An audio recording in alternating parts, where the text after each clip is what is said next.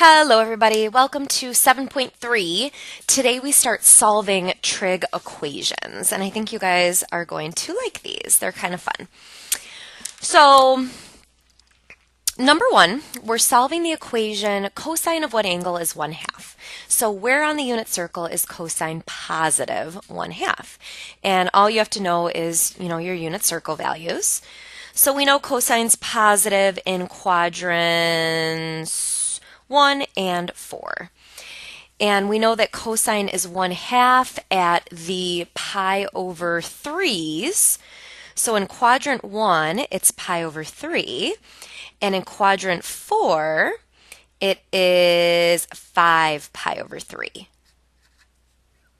Okay, but they don't say to stop at 2 pi. So that means we need to write somehow how this could keep continuing forever. So we find our two that are on the unit circle, and then we write plus or minus. They're going to repeat every period, and cosine's period is 2 pi. So we say plus or minus 2 pi. Some people use k, some people use n, where k is an integer. And that just means it's going to repeat every cycle of 2 pi. Okay, that's it for that one. All right, number two, same thing, but we need to do a little bit of rearranging first. And this time, they don't want all the solutions. They want us to stop at 2 pi. So we can kind of skip this second part here. All right, so if you guys rearrange, we're going to subtract this over, divide by 2, right? We're going to end up with sine of theta equals negative root 3 over 2. We're just rearranging to get sine alone. Now, where is sine negative? That would be in quadrants, no, not here, 3 and 4.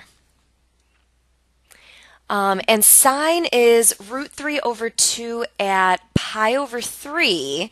So in quadrant 3, it would be 4 pi over 3. And in quadrant 4, it would be 5 pi over 3. And then they don't need us to repeat, so we can stop right there. All right, moving on, number 3. So same thing, except this is a double angle, which means we're going to have twice as many solutions. All right, so let's start by doing it the same way. And let's just pretend, well, let's write it. Instead of theta, it's now 2 theta. All right, so when is sine 1/2? Well, sine is positive in quadrants 1 and 2. All right, so what are those angles? Sine is 1/2 at pi over 6. So in quadrant 1, it's pi over 6. And in quadrant 2, it's 5 pi over 6. Now, because it's a double angle, we're going to have twice as many answers, so I'm still going to write plus or minus 2 pi k. Okay, so we're not done. Instead of having 2 answers, we're going to have 4 answers, double the amount. So to get theta alone, let's divide everything by 2. Even this. All right, let's see what we get. We get theta equals, this is now pi over 12, and this is now 5 pi over 12, and then the other solutions are going to be pi k away. But they don't want us to go on forever, they want us to stop at 2 pi. All right, so let's see how we can get all of our answers. So one of them is going to be pi over 12, done. One of them is going to be 5 pi over 12, done. And to find the remaining 2, we just have to add pi to both of them. So pi over 12 plus pi is 13 pi over 12, so that's another one. And then 5 pi over 12 plus pi, if you get a common denominator, is 17 pi over 12. And these are now our 4 answers within one cycle. If you were to add pi again, you would be past 2 pi, and they wanted us to stop there. All right, so those are our 4 answers. Okay, number 4 is pretty similar. Instead of, so let's just write theta minus pi over 2 equals, okay, when is tan equal to 1? So tangent's positive in quadrants 1 and 4. So what angles are tangent 1? That would be pi over 4 and 5 pi over 4. Okay, and then kind of like we did before, I'm going to say plus or minus, the period of tangent is pi k. Tangent's period repeats every pi. All right, on this one though, we're just adding pi over 2 over, right, to get theta by itself. So we're going to add pi over 2 to both of our angles.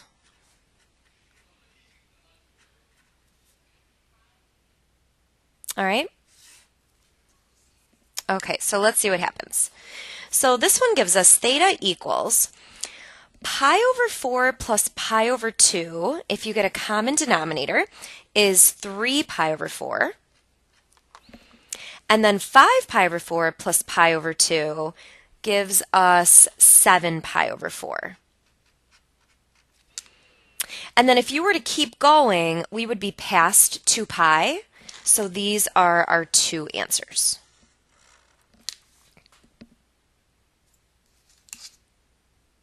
All right, moving on. I'm going to keep going with these because this one's a little different, but we'll come back to that one at the end. So let's just keep going with what we're doing here. All right, solve the equation. So I hope you guys see that this is really a quadratic. It's kind of like 2x squared minus 3x plus 1 equals 0. Wouldn't you guys know how to factor that? The answer is yes. Okay, good. So let's just apply it to this, but instead of x, it's going to be sine theta. All right, so let's see if we can factor this. It's going to be, it would have been 2x and 1x, but instead of x, remember we said x is really sine theta. All right, and then we need to find 2 numbers that multiply to 1, but then the inners and the outers add to -3. So it's got to be 1 and 1. You guys know how to factor. Minus and minus, right? Okay, equals 0. And now the 0 property says we need to find when is sine of theta equal to 1/2, right? If you set this equal to 0. And then when is sine of theta equal to 1 if you set this equal to 0. And then this is just on the unit circle.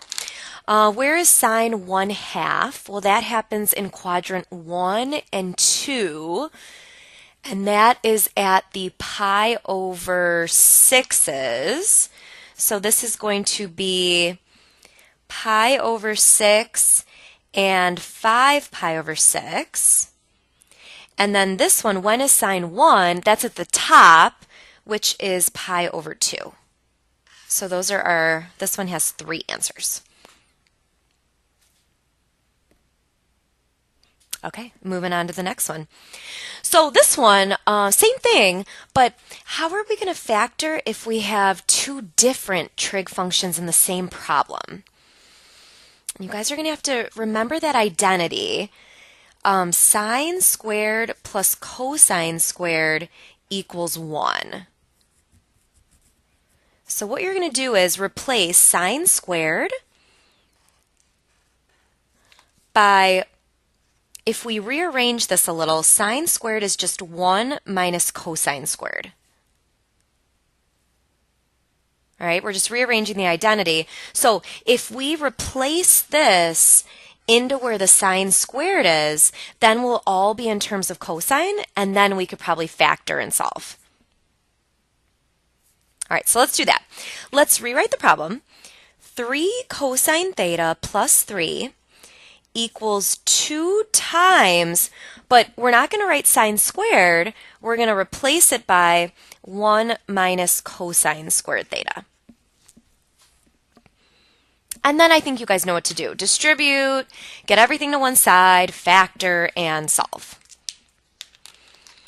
All right, so we have 3 cosine theta plus 3 equals 2 minus 2 cosine squared theta. And then I'm going to move everything to the left to have my cosine squared be positive. So now we have 2 cosine squared theta plus 3 cosine theta. And then if we subtract the 2 over, we have plus 1 equals 0.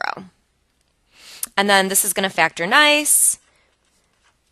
Instead of x and x, it's going to be cosine and cosine. But one of them is going to be 2, right? So 2 cos and cos.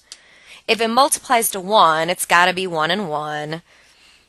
And then if you want to add to 3, we need a plus and a plus.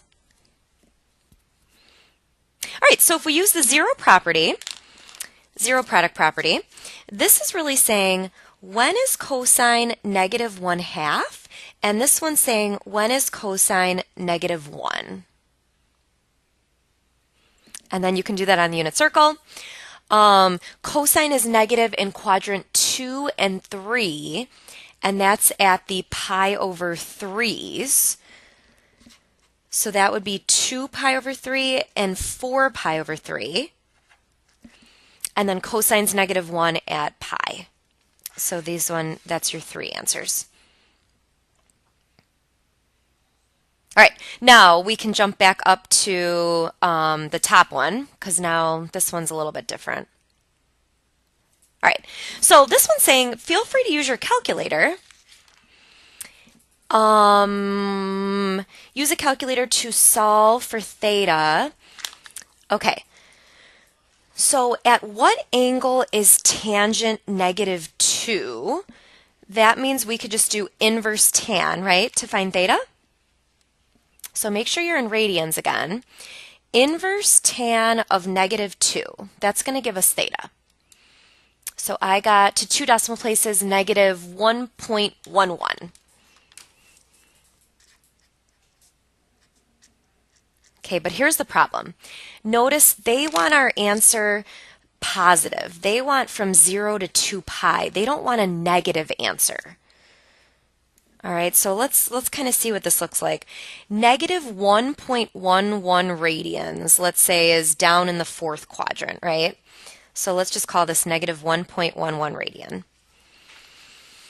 We want to know, can we write this angle a different way so that it's between 0 and 2 pi?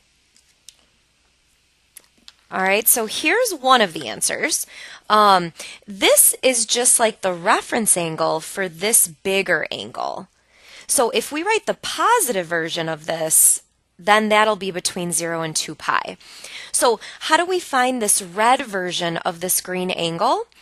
It's going to be 2 pi minus 1.11. So 2 pi minus 1.11, that gives us 5.17. So that's one answer, 5.17 radians. But then consider tangent is also negative 1.1 in quadrant 2 with a 1.11 reference angle. Tangent's negative, Tangent's negative also in quadrant 2. So how do we find that angle that gives us the angle in the second quadrant? That would be pi minus 1.11. So pi minus 1.11 is 2.03. So those are your 2 answers within our restriction here, 0 to 2 pi. All right, moving on, last one. This is just on the graphing calculator using the intersect key. So you guys should be fine here. If you want to call this y1, And if you want to call this y2, we can just type it in and see where they intersect. All right, and you might need to change your window here too. So I'll just do negative 10 to 10, 1, negative 10, 10, 1. Okay, so y equals, y1 would be 5, and make sure you're in radians. 5 sine of x plus x, and then y2 is 3. Okay, so we hit graph, and we see where do they intersect.